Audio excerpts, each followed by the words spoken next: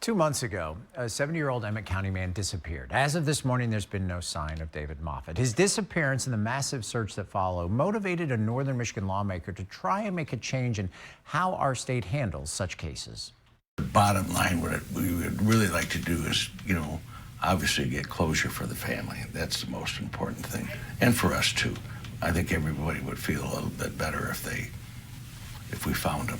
That was Emmet County Sheriff Pete Wallen in early October, several days into a massive search for David Moffett, a 70-year-old man with Alzheimer's who went for a walk near Levering with his dog and hasn't been seen since. Professional search crews and volunteers spend day after day scouring the woods with no success, months of heartbreak with no closure, but a motivation for a northern Michigan lawmaker, Neil Frisky. It's 100% motivated by that. Yeah, that's a very tragic situation that's happened up there. Representative Frisky doesn't find fault in the search for Moffett, but says more could be done to help get the word out on missing adults with medical issues.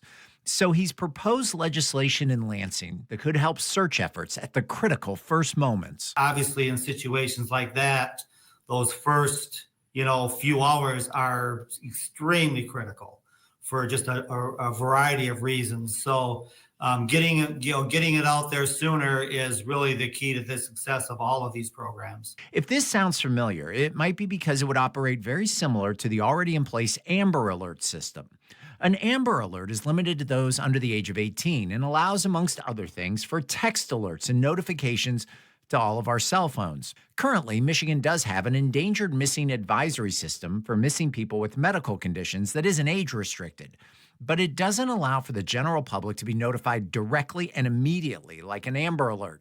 This could change that, creating a Silver Alert notification operated by the state police. System's already in place.